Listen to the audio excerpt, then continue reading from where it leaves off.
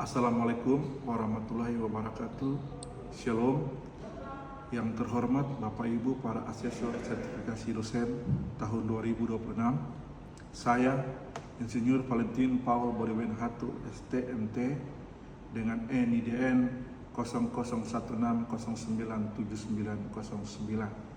Saya adalah dosen tetap pada jurusan Teknik Mesin Program Studi Diploma 4 Teknik Produksi Migas Politeknik Negeri Ambon. Di saat ini, saya akan menyampaikan pernyataan diri dosen dalam unjuk kerja Tridharma Perguruan Tinggi atau yang disebut PDD UKTPT pada aspek pengajaran. Dan pembuatan video ini merupakan salah satu persyaratan pengajuan sertifikasi dosen pada tahun 2026. Mata kuliah yang akan saya bawa paparkan di saat ini adalah Enhanced Oil Recovery atau yang disebut EOR dengan kode mata kuliah TPM 1742 dengan bobot SKS 3 SKS di mana 2 SKS teori dan 1 SKS praktek pada semester 6. Mata kuliah EOR ini merupakan salah satu mata kuliah yang saya ampuh. Mata kuliah EOR ini juga dibuat untuk membekali mahasiswa dengan kompetensi agar sesuai dengan capaian pembelajaran lulusan program studi, yaitu yang pertama, sikap mahasiswa mampu menunjukkan sikap bertanggung jawab atas pekerjaan di bidang keahliannya secara mandiri. 2. Pengetahuan, mahasiswa mampu menguasai konsep prinsip dasar dan pola pikir keilmuan yang mendukung operasi produksi migas. Yang ketiga, keterampilan khusus, mahasiswa mampu merencanakan, melaksanakan, dan mengelola kegiatan operasi pemboran, produksi, dan lapangan di subsektor migas. Berdasarkan capaian pembelajaran lulusan tersebut, maka dibuatlah capaian pembelajaran mata kuliah atau yang disebut CPMK. Yang pertama, menjelaskan konsep dasar EOR dan perbedaannya dengan primary dan secondary recovery, termasuk juga tujuan, ruang lingkup, dan kriteria penerapan EOR pada reservoir minyak. CPMK yang kedua, menganalisa karakteristik reservoir dan fluida yang mempengaruhi keberhasilannya penerapan EOR seperti permeabilitas, porositas, viskositas minyak, saturasi fluida, temperatur, wettability, salinitas, dan heterogenitas reservoir. Yang ketiga, menjelaskan prinsip kerja dan mekanisme displacement pada berbagai metode EOR meliputi thermal EOR, gas EOR, chemical EOR, dan microbial EOR secara umum.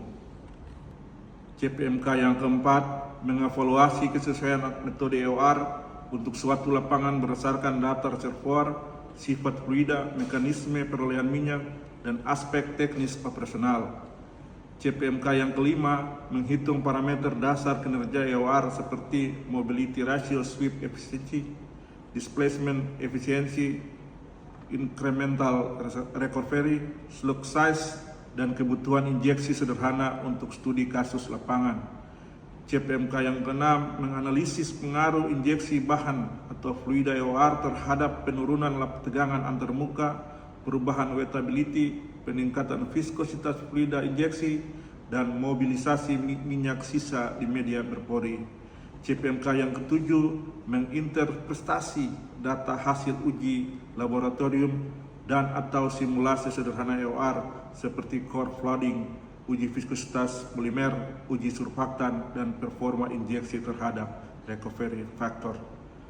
Pada video pembelajaran yang akan saya sampaikan setelah ini adalah materi pembelajaran pada pertemuan ke-9, yaitu metode chemical flooding yang merupakan salah satu prinsip kerja dan mekanisme displacement dari EOR.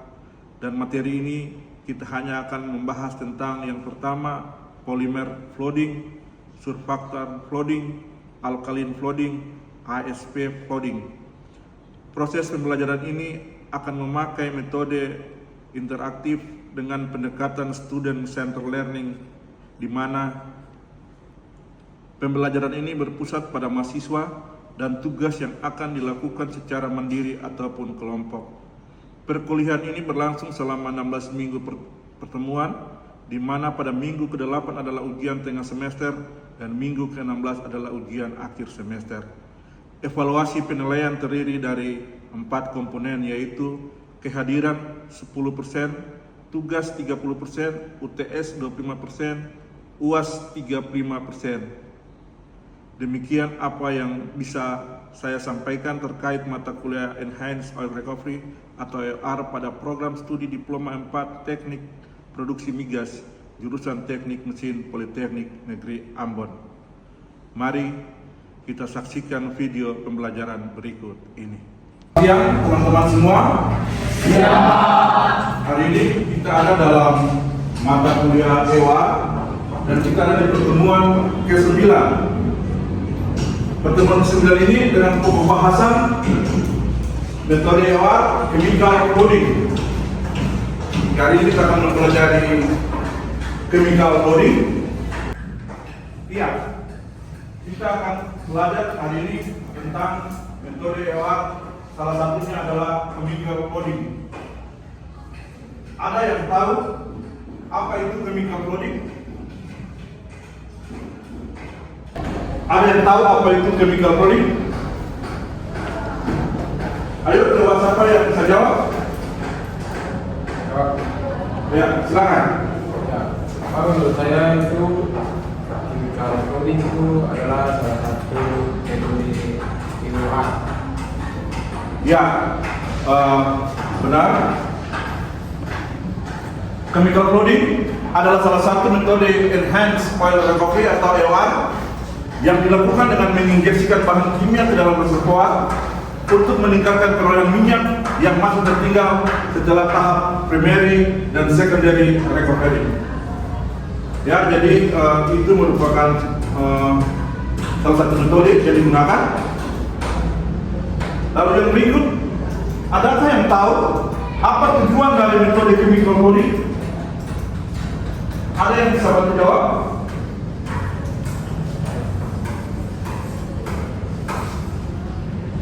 Ya, siapa yang bisa jawab pertanyaan ini? Siapa? Ya, silakan. Itu kita untuk menurunkan tegangan antar mol. Oke, baik. Ada lagi yang bisa bantu untuk menjawab? Silakan. Oke, terima kasih. Ada lagi yang bisa jawab? Oke, silakan. Itu untuk meningkatkan efisiensi penyapuan. Oke, terima kasih untuk semua jawabannya. Ya, tujuannya adalah yang pertama menurunkan tegangan antar muka atau interfacial tension atau IFT antara minyak dan air. Yang kedua, memperbaiki mobilitas lidah seperti tadi jawaban yang kedua. Dan yang ketiga, meningkatkan efisiensi penyapuan atau sweep efisiensi. Dan yang terakhir, membantu melepaskan minyak yang terperangkap di pori-pori batuan reservoir. Ya, jadi itu tujuan daripada chemical coding. Jadi ada 3 tahapan dalam produksi. Yang pertama primary, secondary, dan tertiary. Primary ini dia ada 2 bagian, yaitu natural flow dan artificial lift. Natural flow ini adalah sumber alami. Jadi minyak secara otomatis keluar dari dalam reservoir karena tekanan yang tinggi dari reservoir, sehingga dia keluar sendiri dari reservoir dan tidak perlu ada bantuan. Sedangkan untuk artificial lift itu adalah sumber buatan. Kita memakai bantuan dari pompa untuk mengeluarkan hidrokarbon atau fluida dari dalam reservoir. Jadi secondary juga kita ada pakai water flood dan pressure control. Water flood adalah kita menginjeksikan air ke dalam sumur-sumur produksi. Ini semua 2 ini masuk di dalam conventional oil recovery. Sedangkan kita punya chemical yang kita bahas hari ini, dia ada di tertiary atau yang ketiga, enhanced oil recovery. Jadi prinsip dasar dari chemical coding yang pertama, dia air yang diinjeksikan sering mengalami masalah karena pertama viskus air terlalu rendah dibanding minyak. Air bergerak lebih cepat daripada minyak. Air melewati jalur berpermeabilitas tinggi. Minyak tertinggal di zona selalu tertentu, dan yang berikut sebagian minyak tetap terperangkap akibat gaya KPR. Chemical bonding ini mengatasi masalah tersebut dengan penambahan bahan kimia sehingga air injeksi menjadi lebih efektif, mobilitas air dapat dikontrol, minyak lebih mudah terlepas dari permukaan batuan, dan penyapuan reservoir menjadi lebih merata. Jadi chemical bonding ini mengatasi masalah yang tadi dengan penambahan bahan kimia sehingga dia menjadi ini 4 poin ini. Jenis-jenis chemical bonding secara umum, chemical bonding ini dibagi menjadi beberapa metode utama. Yang pertama polimer, surfaktan, alkalin, dan ASP. ASP itu alkalin, surfaktan, dan polimer. Ya, jadi ada 4 yang digunakan, chemical bonding yang digunakan: polimer, surfaktan, alkalin, dan gabungan dari ketiganya yang disebut ASP. Kita bahas dari yang pertama, polimer bonding. Pengertian polimer bonding adalah metode kimia bonding dengan cara menambahkan polimer dalam air injeksi untuk meningkatkan viskositas air sehingga pergerakan air menjadi lebih terkendali. Dia punya tujuan itu yang pertama, memperbaiki mobility ratio, mengurangi water fingering, meningkatkan sweep efficiency, dan mendorong minyak lebih merata ke sumber produksi. Teman-teman perhatikan di gambar sebelah ini adalah water fingering, ya. Kenapa dikatakan water fingering? Karena dia finger, airnya berbentuk jari-jari. Jadi nanti ketika kita tadi water flooding, dia akan air yang banyak masuk ke sumber produksi. Tetapi ketika kita menambahkan polimer, nanti ini semua yang masuk banyak ke produksi adalah oil atau fluida.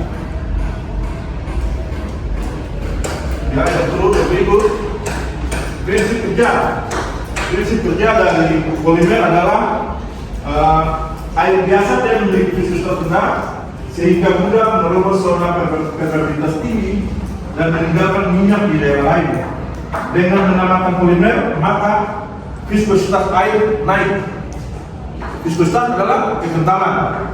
Jadi kalau viskositas rendah berarti kekentalan rendah. Yang tinggi berarti kekentalan tinggi, ya. Laju gerak air menjadi lebih lambat dan stabil, jadi dia bergerak perlahan tapi stabil. Kalau tadi datangnya water flood kan, dia bergerak cepat tapi tidak stabil, membentuk jari finger tadi. Yang berikut, flow injeksi lebih seragam, dan injeksinya lebih seragam. Dia tinggal sendiri di bagian dari reservoir. Kontak air dengan minyak lebih banyak. Ya, yang berikut jenis polimer yang umum digunakan. Yang pertama adalah IPAM atau hydrolysate polyacamid. Ini yang paling umum digunakan. Efektif untuk banyak reservoir, sensitif terhadap salinitas tinggi dan ion ekvivalent tertentu. Jadi efektif untuk banyak reservoir, tapi tidak semua reservoir bisa memakai IPAM ini. Yang berikut, biopolimer seperti Saturn, dia lebih tahan terhadap padat kondisi tertentu, bisa lebih mahal, memiliki stabilitas biologis tertentu yang perlu dijaga. Jadi dua ini adalah yang bisa digunakan untuk polimer yang bisa dipakai dalam polimer. Dia punya keuntungan polimer bonding. Yang pertama, desain relatif lebih sederhana dibanding surfaktan atau ASP. Jadi dia desain ion-ion bahan-bahan kimia itu relatif sederhana. Biaya umumnya lebih rendah dibanding kombinasi kimia lain. Jadi dia punya harga sedikit lebih rendah karena di dunia minyak peminjakan, kita harus juga bicara mengenai keekonomian cost, harus bisa memperhatikan itu. Dia juga efektif memperbaiki efisiensi atau penyapuan efisiensi, cocok sebagai pengembangan water flooding. Jadi ketika water flooding kami tidak bisa menaikkan produksi, maka pakai metode polimer. Tapi dia punya keuntungan dan punya keterbatasan juga ada. Sensitif terhadap salinitas tinggi. Jadi kalau salinitas tinggi, maka dia punya kemampuan akan menurun. Dapat terintegrasi oleh temperatur tinggi. Jadi ketika dalam reservoir itu temperatur kan ada yang rendah, ada yang sedang, ada yang tinggi. Jadi dia tidak cocok untuk temperatur yang tinggi. Dapat tersalin atau melekat di batuan. Perlu kontrol kualitas air injeksi. Yang berikut risiko rugi jika kualitas larutan buruk. Itu adalah keuntungan dan keterbatasan dari polimer noni. Ya, setelah polimer, maka yang berikutnya kita bahas tentang surfaktan noni. Pengertian dari surfaktan noni adalah injeksi surfaktan ke dalam reservoir untuk menurunkan tegangan antar muka atau VFT yang tadi antara minyak dan air, sehingga minyak sisa lebih mudah terlepas dari pori batuan. Lalu apa itu surfaktan? Surfaktan adalah senyawa aktif permukaan yang memiliki dua bagian. Dia memiliki dua bagian, hidrofilik, suka air, dan hidrofobik atau lipofilik, suka minyak. Jadi dia suka air, suka minyak. Makanya karena itu sifat ini surfaktan dapat berkumpul di batas antara minyak dan air dan menurunkan EFT. Jadi EFT ini ada antara batas air dan batas minyak. Mekanisme kerja surfaktan cooling. Pada reservoir minyak, yang pertamanya menurunkan interfacial tension atau EFT. Pada reservoir minyak sering terjebak gaya kapiler. Surfaktan menurunkan EFT sehingga gaya kapiler berkurang dan minyak dapat bergerak. Itu dia mekanisme kerjanya. Salah satu yang berikut meningkatkan capillary number. Capillary number yang lebih tinggi menunjukkan gaya viskos lebih dominan dibanding gaya kapiler, sehingga minyak residu lebih mudah diproduksikan. Dia mengubah wettability. Wettability pada beberapa kasus surfaktan dapat mengubah sifat kebasahan batuan dari oil wet menjadi water wet. Jadi dari suka oli menjadi suka air, sehingga minyak lebih mudah terdesak. Yang berikut membentuk mikroemulsi. Surfaktan dapat membentuk sistem mikroemulsi minyak air yang stabil, membantu mobilisasi minyak sisa. Jenis-jenis surfaktan yang biasa dipakai, yang pertama anionic, yang kedua kationik, yang ketiga nonionic, dan keempat apoterik. Jadi keempat ini bisa dipakai dalam menggunakan surfaktan. Tetapi pemilihan surfaktan ini tergantung pada beberapa poin yang ada. Dia tergantung kepada salinitas informasi, tergantung pada temperatur, tergantung kepada komposisi, tergantung pada jenis batuan, tergantung terhadap absorpsi surfaktan pada batuan. Jadi ketergantungan ini bisa mengakibatkan kita nanti bisa pilih kita memakai jenis surfaktan yang mana, tergantung nanti salinitas informasinya kemana dan sebagainya. Jadi keuntungan surfaktan yang pertama sangat efektif untuk menurunkan EFT. Yang berikut dapat memobilisasi residual oil. Yang ketiga cocok untuk reservoir yang masih memiliki minyak terlibat cukup banyak. Jadi dia sangat baik untuk minyak-minyak sisa yang masih terlibat. Tetapi dia mempunyai keterbatasan. Yang pertama ialah biaya surfaktan ini relatif tinggi, dia mahal. Yang kedua, absorpsi surfaktan pada batuan dapat menyebabkan kehilangan bahan kimia. Yang berikut, sensitif terhadap salinitas dan hardness. Desain slope injeksi cukup kompleks. Itu adalah keuntungan dan keterbatasan dari surfaktan flooding. Yang berikut, kita akan berbicara tentang alkalin flooding.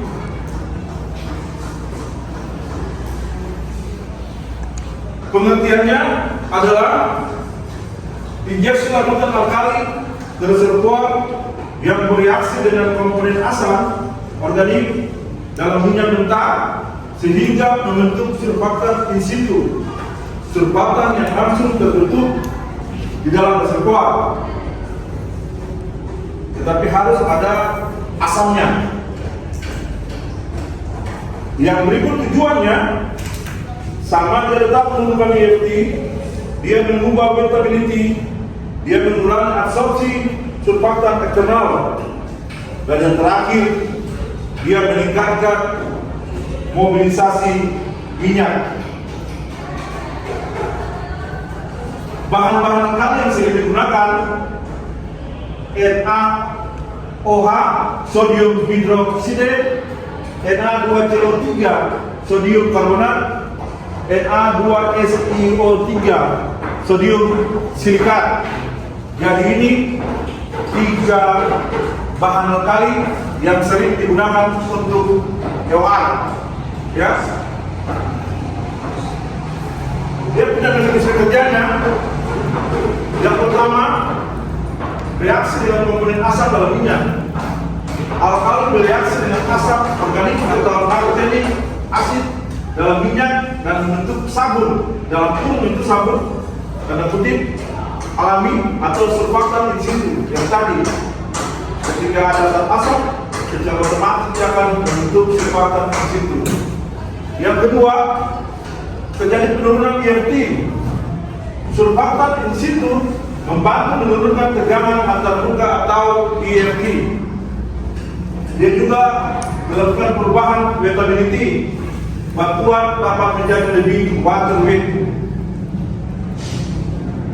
Yang terakhir, dia mengurangi absorpsi surfaktan. Dalam sistem kombinasi, alkali juga bisa membantu mengurangi kehilangan surfaktan akibat absorpsi. Jadi itu dia punya mekanisme kerja dari alkali. Keuntungan, dia dapat menghasilkan surfaktan dalam reservoir yang tadi. Kalau dia ada asam yang terkandung dalam fluida, biaya alkali umumnya lebih murah dibanding surfaktan. Ya, jadi kita tetap cari harga yang murah tapi bisa menghasilkan produksi minyak yang sebanyak-banyaknya. Dapat dikombinasikan dengan surfaktan dan polimer, jadi dapat dimix, dicampur. Sedangkan keterbatasan alkalin flooding, yang pertama itu tidak semua minyak cocok, harus ada kandungan asam organik yang memadai. Jadi tidak semua minyak bisa memakai alkalin kalau asamnya tidak cukup. Berpotensi menimbulkan scaling atau reaksi dengan mineral batuan. Yang berikut, sensitif terhadap komposisi air formasi, dan yang terakhir risiko emulsi yang sulit dipisahkan di permukaan. Itu adalah keuntungan dan keterbatasan dari alkalin flooding.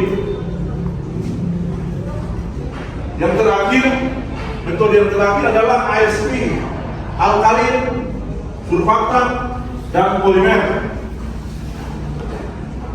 Pengertiannya, ASP flooding ini adalah metode chemical flooding yang menggabungkan alkali, surfaktan, dan polimer.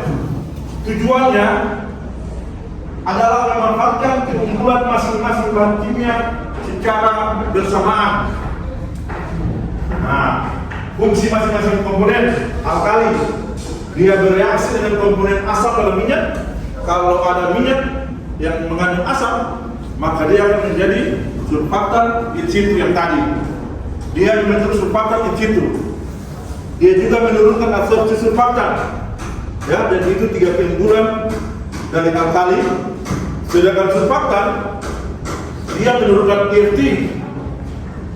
Dia memobilisasi residual oil dan yang terakhir membantu membentukkan mikroemulsi.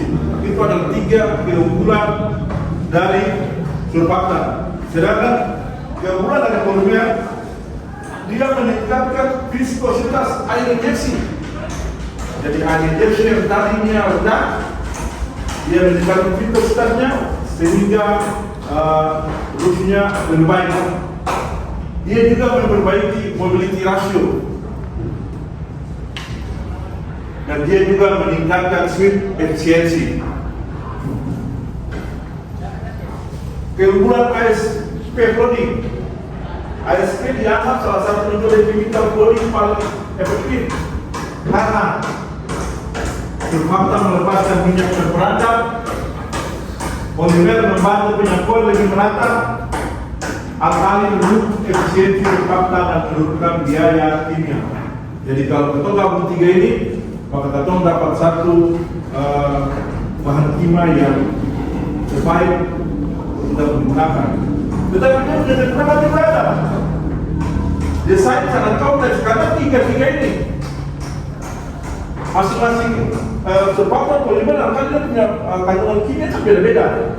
Jadi desainnya sangat kompleks. Biaya operasi dan monitoring tinggi karena pakai 3. Perlu studi laboratorium mendalam, jadi perlu lebih dilihat lagi keunggulannya dalam studi laboratorium. Yang terakhir, dia berpotensi menimbulkan masalah produksi seperti emulsi sekali atau handling fluida di permukaan. Itu adalah keunggulan dan kekurangan dari ASP cloning. Ya, itu adalah materi yang saya sampaikan di saat ini. Mungkin ada pertanyaan? Ya, apakah ada pertanyaan? Saya persilakan. Ya, silakan. Pak, tadi di penjelasan ada disebutkan adanya water fingering. Pertanyaannya, apakah ada perbedaan antara water fingering dan water coning? Iya. Saya Pak, sekian. Iya, pertanyaan yang baik. Jadi, water fingering adalah pergerakan air yang terjadi secara horizontal atau lateral karena perbedaan viskositas atau permeabilitas lapisan batuan. Water fingering adalah pergerakan air yang terjadi secara horizontal atau lateral karena perbedaan viskositas atau permeabilitas lapisan batuan. Sedangkan water coning adalah air yang bergerak secara vertikal dari bawah zona minyak menuju lubang sumur produksi akibat penurunan tekanan yang disebabkan oleh laju produksi yang terlalu tinggi dan membentuk pola seperti gerumbul. Ya, itu dari saya. Tugas kelompok untuk presentasi minggu depan adalah cari jurnal dengan chemical cloning dan masing-masing kelompok membahas tentang yang pertama tadi polimer, surfaktan, alkali, dan ASP. Demikian pemaparan simulasi video pembelajaran saya sebagai syarat sertifikasi dosen tahun 2026. Mohon maaf apabila ada salah kata yang disampaikan. Sekian dan terima kasih. Wassalamualaikum warahmatullahi wabarakatuh. Shalom.